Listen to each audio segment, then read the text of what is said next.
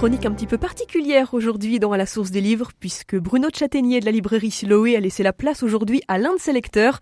Et c'est donc Paul-Joseph Bouladou, journaliste et rédacteur en chef d'RCF Sarthe, qui est avec nous. Bonjour Paul-Joseph. Bonjour Agnès. Vous allez aujourd'hui nous livrer votre coup de cœur du jour et vous allez nous présenter l'ouvrage « Vous ne connaissez rien de moi » de Julie Héraclès. C'est paru chez J.C. Lattès. Pourquoi ce livre, Paul-Joseph ? Bon, déjà parce que je l'appréciais, c'est un peu le principe du coup de cœur, et ensuite parce que j'ai eu la chance de rencontrer l'autrice lors du Salon du Livre au Mans au mois d'octobre. Alors on va y aller par étapes pour présenter un petit peu cet ouvrage à nos auditeurs.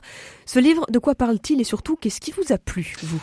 Le livre, déjà, pour situer, a été écrit par Julie Héraclès, qui est une journaliste châtelaine. Ça part d'une photo qui a marqué l'histoire de la ville.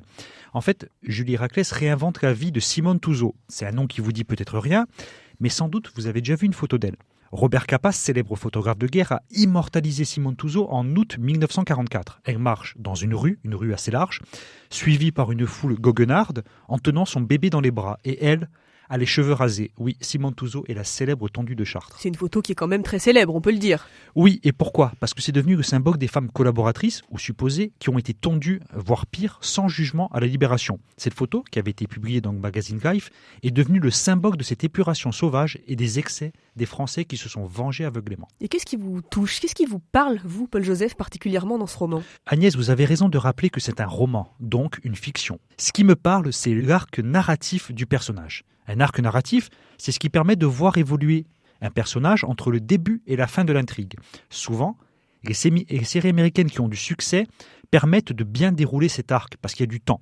On peut mieux comprendre les actions des protagonistes, même quand il s'agit de personnages assez détestables, comme par exemple une collaboratrice. Ça veut dire que la tondue de Chartres dont il est ici question, Paul-Joseph, a réellement collaboré. Ah, ça c'est peu de le dire, mais laissez-moi du coup vous la présenter en quelques phrases. Simone Touzeau est une jeune châtelaine qui grandit dans les années 30.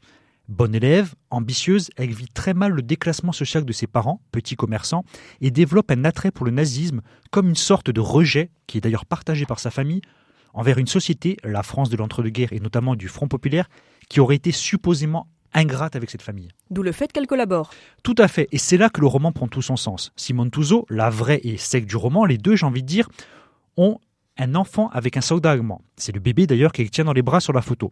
Ça aurait suffi à la faire tondre, peu importe si elle est amoureuse de ce soldat ennemi. Non, Simone Touzeau, dans son cas, elle est tondue entre autres car elle a travaillé pour les Allemands et que sa mère ou elle, voire toutes les deux, sont fortement suspectées d'être des délatrices. En fait, elle est devenue, malgré elle, le symbole de cette épuration sauvage. Et ce roman a été au cœur d'une polémique, Paul-Joseph ? Oui, une polémique que d'ailleurs j'estime totalement injustifiée.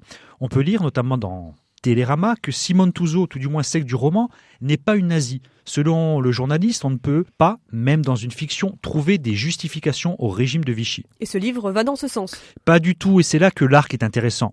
Jeune femme que l'on peut décrire comme arrogante, revancharde, Simone Touzeau, au fur et à mesure du livre, s'éloigne du nazisme. Pas par crise de conscience ou par humanisme, non, pour des raisons, j'ai envie de dire, professionnelles qui touchent son amant allemand. Elle s'éloigne, certes, de cette idéologie, mais pour de mauvaises raisons. Et c'est là le coup de maître de Julie Héraclès. Simone Touzeau avait plein de raisons d'être dégoûtée du nazisme.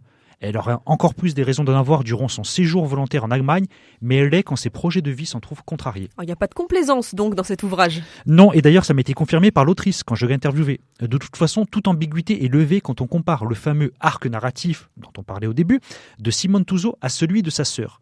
Même éducation, mêmes épreuves communes dans leur vie privée respective, et pourtant sa sœur prend une toute autre voie.